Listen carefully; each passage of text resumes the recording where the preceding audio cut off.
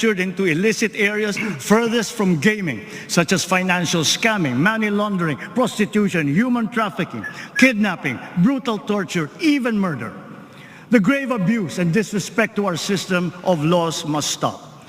Kailangan nang itigil ang panggulo nito sa ating lipunan at paglalapastangan sa ating bansa.